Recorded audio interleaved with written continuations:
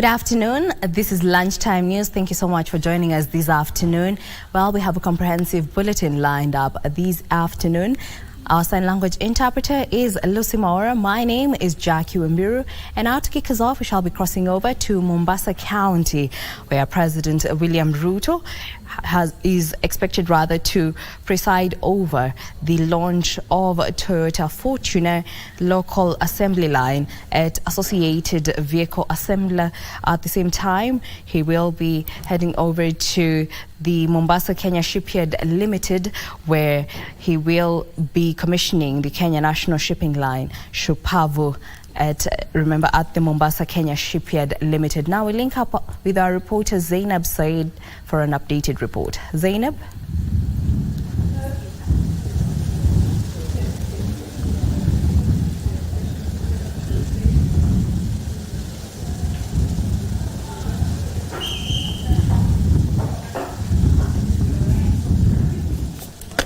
Thank you, Jackie. Yes, we are coming live from the Navy base here in Mtongwe, where the president is expected to arrive here anytime from now. When he comes in, he will use on my left, that's the entrance that he will use. Then he will come in, inspect a guard of honor. Then, of course, there will be a celebration or an entertainment by the band from the Navy. Then he is expected to pay respect to the soldiers or sailors who died in line of duty. There's a monument that has been prepared just a few meters from here. Then, of course, the event that the president is expected to launch today is the rededication of the shipyard that was refitted by the Kenya Shipyards Limited. That will be happening a few meters just from here. We were there in the morning. Preparations are already set. So anytime from now, the president will be arriving, and then the proceedings will go live to the Kenya Shipyards Limited, where the president will be rededicating the shipyard to the Kenya Navy that has been refitted with technology, up-to-date technology, to ensure that officers or the sailors that will be using it to guard our marine and also just to run daily activities are safe, and also they do so in a manner that will add value to the country. So that is the event that is expected any moment from now. I will take you back to the studio.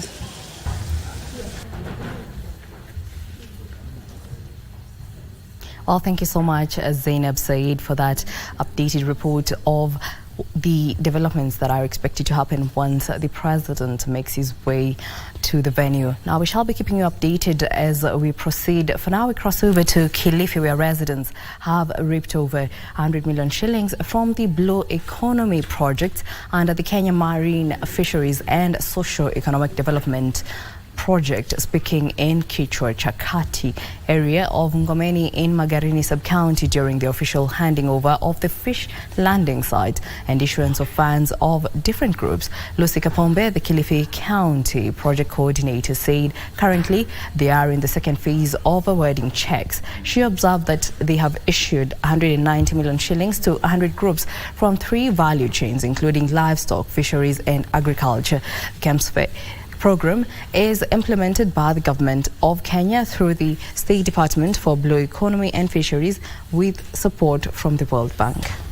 Toka Kichwa Chakati ama tuseme Kilifi kwa jumla, tungehitaji sana pia tuweze kuwezeshwa kupata boats ili tuweze kuleta samaki kwa wingi wakati season yetu ya uvuvi ikianza. Katika vikundi hivi ambao wamefaidika leo ni kwamba kunazo boti 30 ambao zinaweza kutengenezwa kuwasaidia wavuvi kuvua katika maji makuu ambao ni offshore fishing boat. Alafu pia kuna miradi ya mariculture farming ambayo itahusiana na mambo ya kulima samaki ya maji ya chumvi. Pia kuna miradi ya ukulima ya samaki ya maji ya baridi.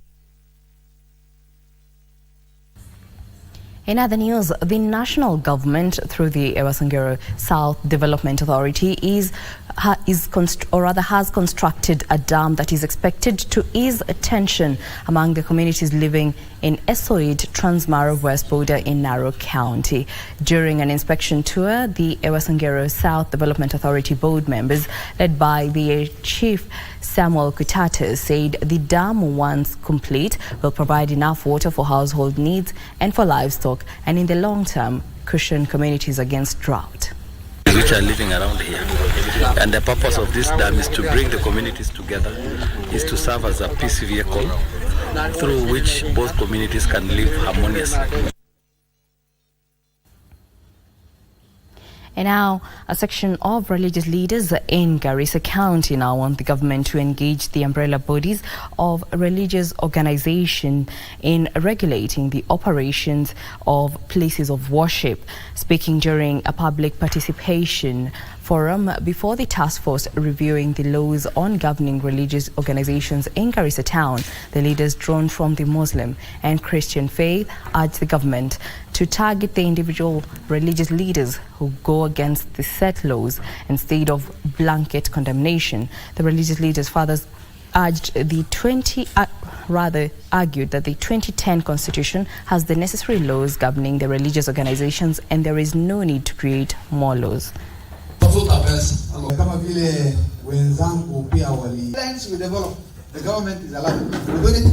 Kanisa haistahili kuchanganywa ama kudhibitiwa na serikali. Kanisa lina uwezo na sheria sipo ndani ya katiba yetu ya Kenya na hata katika umbrella bodies they are there ambao zinaweza govern the church na zinaweza regulate the church vile inatakikana, na wale wanaenda to extreme, kuna njia katika katiba ambao wanastahili kuchukuliwa hatua na wanastahili kudhibitiwa katika katiba. Mpaka sasa maoni ambao tulipata ni maoni ambayo yako na thamani kubwa sana, na imani na hakika ya kwamba itasaidia sisi kutatua shida hii ambayo tuko nayo. We are hearing everybody to hear what are they saying. In the end, we will be able to say to ourselves what is right and consistent with the constitution that will help us to move forward. And now we cross over to Kisumu County, where Information, Communication and Digital Economy Cabinet Secretary Eliud Owalo is launching digital laboratories, or rather in CIA counties, where the cyber security, he shall be discussing as well matters the government, or rather the measures the government is putting in place in matters cyber security. Let's listen in. 100,000 kilometers of fiber. I'm aware that there is no fiber connectivity here. As we roll out fiber elsewhere in other parts of the country, we will also ensure that we extend fiber up to this place so that you have reliable and stable internet at Luak Girls High School. The other thing we are doing is to ensure that we have free Wi-Fi hotspots.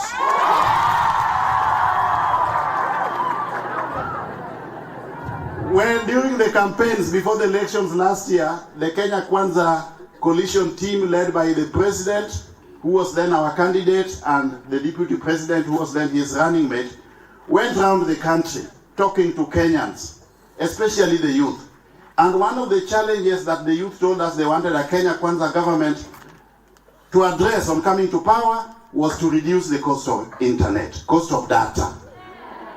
As government, under the tutelage and leadership of President Dr. William Samoei Ruto, we are going a notch higher to provide internet for free. And we are doing this in market centers, and we are doing this also in schools like this one of yours, where we are connecting digital laboratories together with the internet.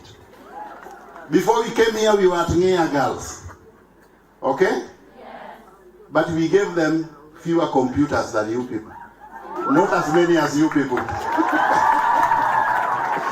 We set up a digital laboratory there. We launched one. We have set up one here. We have launched it all over the country. We are going to launch a total of 1,450 digital laboratories at a minimum. In each and every ward, we are going to launch a digital laboratory so that our youth can benefit by way of digital skills. We want you to acquire basic digital skills because that is the direction all over the world. Without digital skills, you will not be relevant in the job market. But as opposed to waiting for the traditional way of doing schooling up to university before you look for a job. We want to use this digital space to enable you start working earlier when you are still learning.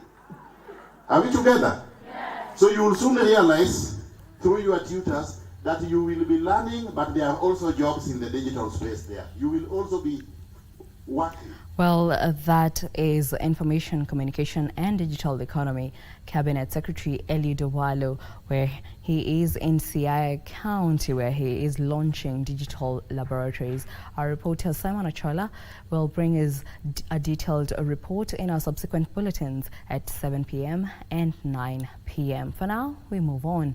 Head of Public Service Felix Gay has assured Kenyans the government is firm and will not be sabotaged by demonstrations sponsored by the opposition. Speaking at Kipsitet Day Secondary School in Kericho County, Gay said the security agencies are under firm instructions to ensure that no violence will be tolerated. Sentiments echoed by Senate Majority Leader Aaron Cheruyot and Sigowet Soin Member of Parliament Justice Kemei.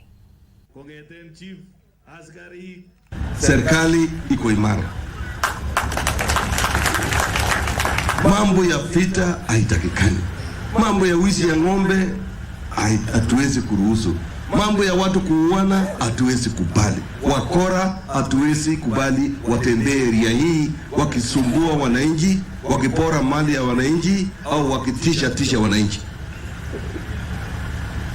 The agencies, security agencies, are under firm instruction from the president himself that peace has to be maintained and order has to be maintained, na wananchi na mali yao waendelee vile wanataka na kila mtu aenjoy mali yake bila kusumbuliwa na mtu yote. Saa hii tunazunguza kuhusu watoto wa watu ambao wameuliwa. Umesikia kuna kiongozi ambaye mtoto wake amekufa kwa hiyo maandamano? Kuna kiongozi yoyote? Kuna mwenye hata ndugu yake amekufa? Na wewe unajitolea ati unapenda binadamu mwenzako mpaka unaenda ku raid police station, unapigana na polisi ambaye yako na bunduki. We want to tell the president he was duly elected as president of this country, and the Supreme Court affirmed his election as president of this nation. We want to request the president, go ahead, discharge your responsibilities without fear or favor, bring us development and build this nation. Ile kelele ingine kidogo kidogo hiyo itakwisha. Well, that report on Political Watch brings us to our first break here on Lunchtime News. Don't go too far, we still have more news coming up.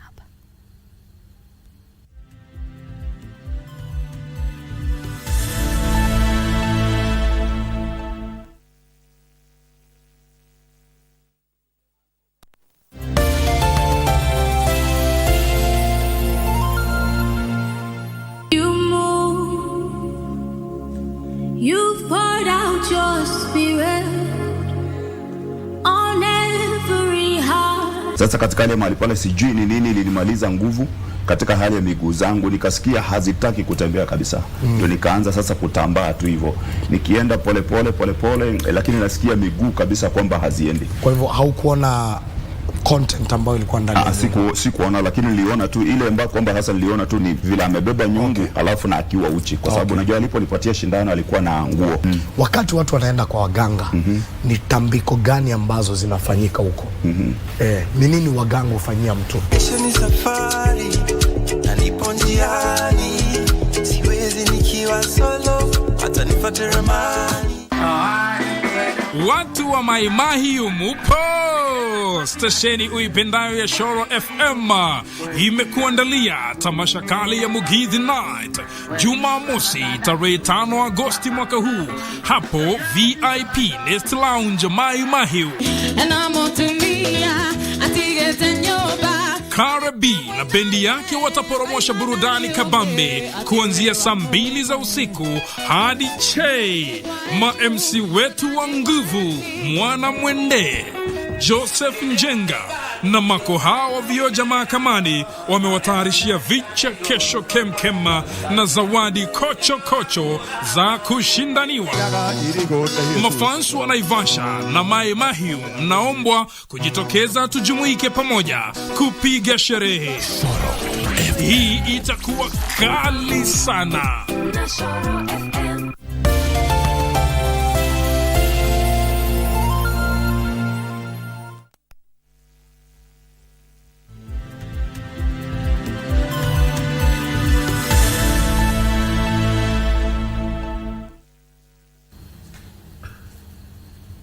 Welcome back. This is Lunchtime News. Now we cross over to Embu County, where Ngemi FM is holding corporate social responsibility at Kedhimu Primary School in Embu West, encompassing a number of activities such as tree planting, young mothers mentorship, as well as a soccer event, among other.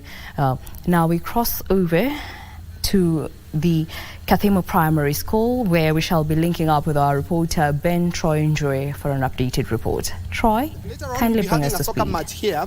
And of course, some KBC presenters and also Ngemi FM will also be playing in this. And just what has just concluded, as you can see, these beautiful young women, we were having a young mothers mentorship program, and allow me now to bring in the organizer of this event, who happens to be one of us. She is a presenter at Ngemi FM, Grace Wawira Mpenda Yesu. Karibu sana. And because of the interest of time, just wrap it up of what is happening today. Thank you so much. I'm celebrating my 15 years in media, that is in KBC and Ngemi FM. I've decided to give back to the community through this celebration. We were just having a mentorship talk with the young mothers here in Kedhimu. We have been having a journey of training them in life skills so that they can be able to take care of themselves and continue with life. So we gave them the skills on how to make multi-purpose soap, on how to make the hand wash, and now we know this one can help them to be able to get an extra coin as they take care of their babies and prepare to go back to school. Yeah, and why this time and why here? Why here is because this is the primary school where I came. I was here in Standard 8 in 1996, and I said, why don't I go back home, see what is happening, and encourage the pupils here. These young mothers have been through these blocks you're seeing here, you know, starting from Standard 1, when we did not have the CBC, now we have the CBC. But since I know some of the practical skills on which you can be able to see and do, you know, to create self-employment, that's why we saw it better to come, give back to the community. I called my friends, I called my colleagues at KBC and also at Ngemi FM, and we have had a good time with the young mother, even the teaching fraternity at Kedhimu Primary School, hosted by Mr. Mborogo, the head teacher. All right, and also just a quick one, we'll also be having a tree planting exercise later on in the day, and also tomorrow we will be here in this vicinity at the Kedhimu ACK Church. From what time? From 10 a.m. we'll be at Apostolic Faith Church for my Thanksgiving, and then in the afternoon we have a meet and greet with Ngemi FM fans at Anglican Church in Kedhimu. Thank you so much indeed, and of course we will be keeping tabs on what is happening here, and our listeners can follow us live at Ngemi FM Mushiorata. Ngemi FM Mushiorata. Back to you in studio. Well, thank you so much, Ben Troy, for that updated report from Kedhimu Primary School in Embu West, where Ngemi FM is holding a CSR. Now we move on to matters held, where former lawmaker Swarup Mishra has made a case for transfer and utilization of Russian medical technologies in Kenya and Africa. Mishra, who was one of the panelists on health during the Russia-African Summit in St. Petersburg, says the medical technologies from the Kremlin are unique and advanced and can be used to handle conditions that now remain a major challenge to the country, particularly non-communicable diseases. The former lawmaker, who is the chairman of Medical Group of Hospitals in Africa and Middle East, expressed optimism that Kenya under President William Ruto is making huge strides in efforts aimed at providing quality and affordable health care for all. The most challenging disease process, non-communicable disease like heart, brain, cancer, transplant surgery, organ failures and transplant, and immunology Russia has advanced medicine and solutions. So what we are thinking that we have to bring Russian technology, manufacturing, and for not only medicines but also for equipments, instruments, furnitures to Africa herself. Matatu operators in Nairobi County can now breathe a sigh of relief as operations return to normal after the suspension of the opposition-led weekly anti-government demonstrations. According to the operators, the business has started picking up due to the influx of passengers in the city centre after normalcy returned. They have, however, urged the political class to resolve their concerns through dialogue to ensure smooth running of activities in the capital and across the country.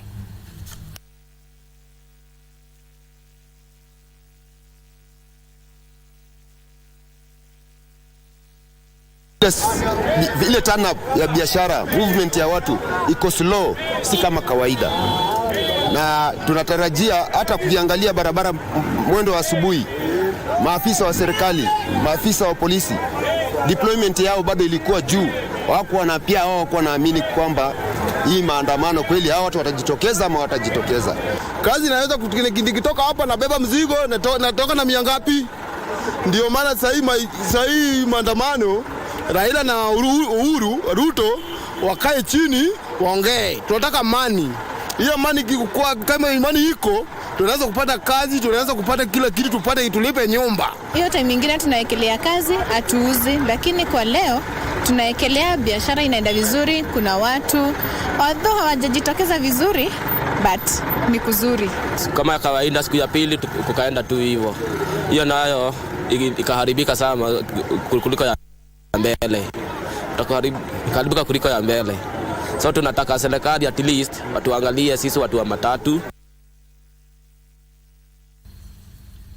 Still on health matters, menstrual health management stakeholders in Migori County have met to deliberate on reproductive health issues affecting women in the county. The forum brought together health entrepreneurs and stakeholders who addressed the three approaches of menstrual health management under the Western Sanitation Program of demystifying the myths of menstrual accessibility of sanitary towels and menstrual waste disposal.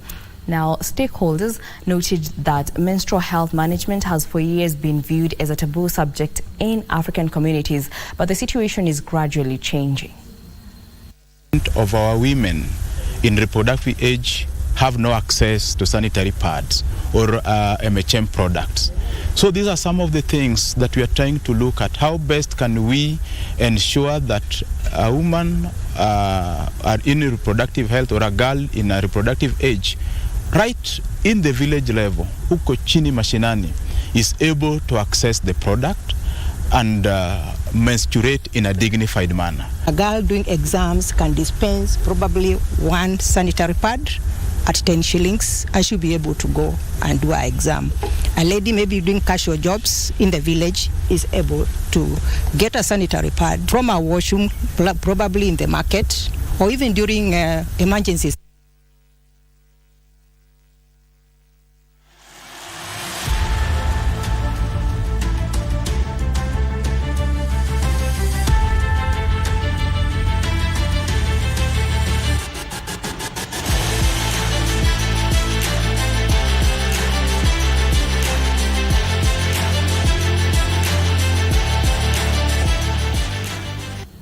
And now in the sports arena, Cabinet Secretary for Sports Ababu Namwamba has challenged sports federations and clubs to start investing heavily in homegrown talents instead of sourcing from outside. CS Namwamba insists that sports can only grow to higher levels in this country if all sports stakeholders can begin from home instead of turning a blind eye in the available talents in Kenya grassroots. With football clubs like Gor Mahia and FC Leopards in recent times facing difficulties with world and continental associations for breaking laws as far as players' transfers are concerned, Cabinet Secretary for Sports Ababu Namwamba has come out strongly to direct federation and clubs to start investing in local talents that are readily available. You have vendors whose only livelihood is to sell wares and foodstuff during a football game. In the period of that suspension, that whole economy had closed down. And you can imagine the number of livelihoods that had been devastated because of that suspension. I also walked into the office to find this country on the brink of a ban by World Athletics because of the crisis of doping. Namwamba says the federation and clubs have a mandate to tap each and every talent from the grassroots that should be feeders to the already existing clubs and national teams.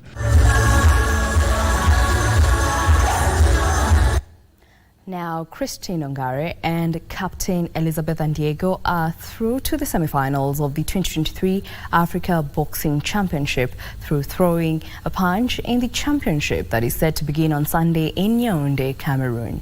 The two Kenyan pugilists received byes to the semi-finals after the draw that was conducted on Friday, with minimum weight Ongare meeting Morocco's Yasmin Moutake, while lightweight Andiego will face world heavyweight champion Mardi Khadija of Morocco.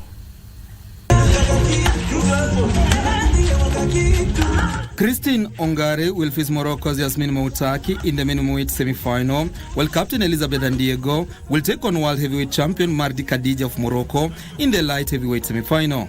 Abednego Chalo and David Karanja also received byes to the quarterfinals without throwing a punch. Minimum weight Chalo will meet DRC Zola Livens, while flyweight Karanja will face Shahabi Moussa of Niger. Samuel Njau will be up against Chouta Mbianda of Cameroon in the featherweight pre-quarterfinals. Ethan Minor will face Uganda's Amir Waswa in the lightweight pre-quarterfinals, while Nesta Duarugira of Burundi will take on Kenya's captain Boniface Mogunde in the light middleweight pre-quarterfinals. So far draw naona iko sawa, though watu hawajatokea wengi, but hiyo sasa ni jukumu ya kila mchezaji kujituma na kuweza kuja na hiyo medali. So naweza sema tuko ready, tuko tayari na tutapambana vilivyo kuweza kuwa na matokeo mema kushinda ya last time. Morali iko poa, kila mtu ako psyched up, watu wanafuata do. Kila mtu ako psyched up. Morali iko juu na najua tutakuwa na ushindi zaidi kuliko Maputo. Ushindi itakuwa kubwa. Tumekuwa na draw ambao tutasema ni fair. Lakini kwa sababu to be a champion you have to beat champions. Sasa sisi tunajitayarisha kwa wapinzani wowote ambao watakuja mbele yetu, tuone kwamba tumeweza kufanya vyema na kushindia nchi yetu medali. Hit squad is targeting to perform better than last time out when they won 4 medals, 3 silver and 1 bronze in Mozambique in 2022. The Africa Championship will act as a build-up to Africa Olympic qualifiers, which will take place in Dakar, Senegal in September. Elliot Anderson's late brace saw Newcastle United round off their Premier League Summer Series campaign with a 2-1 win over Brighton and Hove Albion in New Jersey. Meanwhile, Hamburg won the opening game of 2023-2024 second Bundesliga season in a thrilling 5-3 victory over Schalke, which kicked off yesterday. After a goalless first half at the Red Bull Arena, Newcastle fell behind shortly after a restart following Danny Welbeck's cross-range tap-in before Anderson leveled the match in the closing stages. Well, they hesitated and they pay the price. The 20-year-old midfielder then secured the comeback victory in the final minute of the stoppage time with a low-composed finish. Most of it, oh, yes he can. In the first match of this season's second Bundesliga campaign, Robert Glasel and Laszlo Banes each scored a brace to help Hamburg defeat Schalke 5-3. Hamburg finish it off here.